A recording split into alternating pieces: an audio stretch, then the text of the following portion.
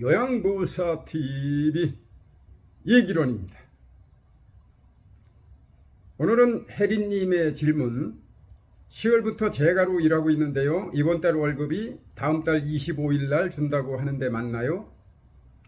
답변입니다. 근로기준법 제43조 제2항 임금은 매월 1회 이상 일정한 날짜를 정하여 지급하여야 한다. 다만 예외가 있죠. 다만 임시로 지급하는 임금,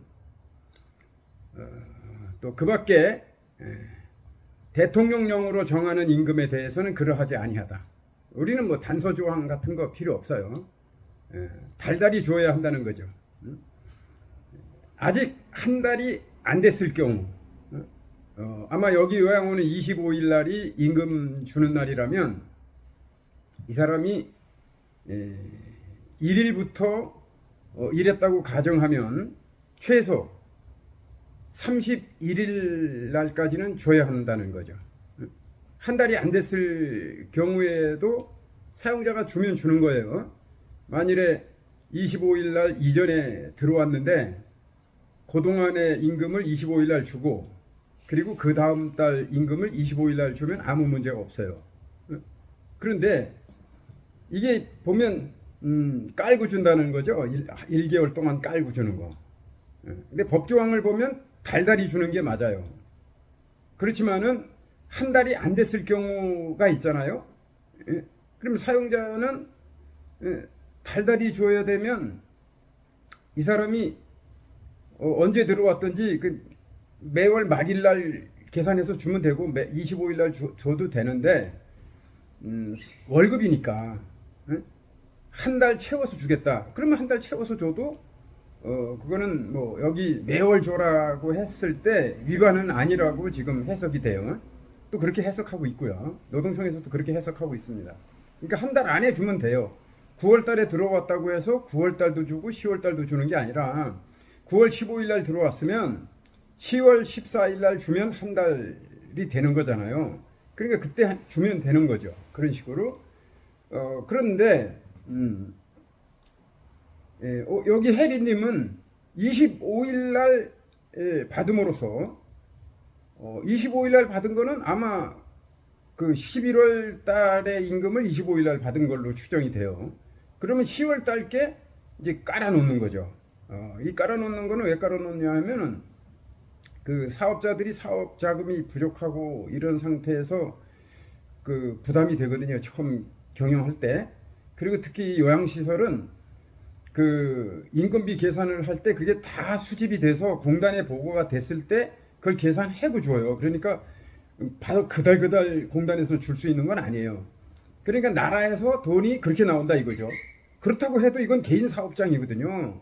그 위에서 문제가 나는 건 너희들끼리 해결하는 거고, 응? 근로자는 30일 안에 최소한 31일 안에 줘라 이거야. 그렇게 안 되면 이거 형사처벌 받습니다 이거. 응? 그래서 금기법 그러니까 형사처벌 받는데 또 만일에 10월 1일 날 들어왔다고 쳐요. 그러면 한 달씩 깔아놓고 주는 거 아닙니까? 그러면 그거에 대한 형사처벌도 받고요. 이자도 25일 동안 지연이 된 거 아닙니까? 그러면 20%의 이자를 지급받게 돼 있어요. 원래는 40%인데 근로기준법에는 40%인데 이걸 또 대통령령으로 정해놔서 20%가 됐어요. 20% 굉장히 큽니다. 그렇게 돼서 형사처벌도 받고 또 20%의 이자도 내야 되고. 그런데 뭐 액수가 얼마 안 되니까 그냥 다 넘어가는데 이렇게 넘어가다 보니까 요양시설에 근무하는 거의 모든 요양보호사들이 이런 불이익을 받게 되는 거죠.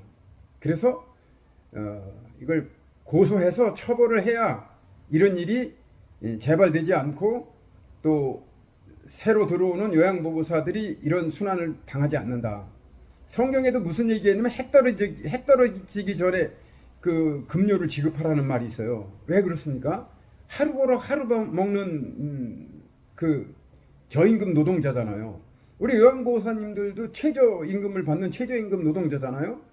그러면 일을 시작해서 45일 만에 돈을 받는다. 이게 너무한 거예요, 이거는. 그럼 그렇게 하지 말라는 거예요. 그래서 법은 최소한 30일 또는 31일 안에 지급하라.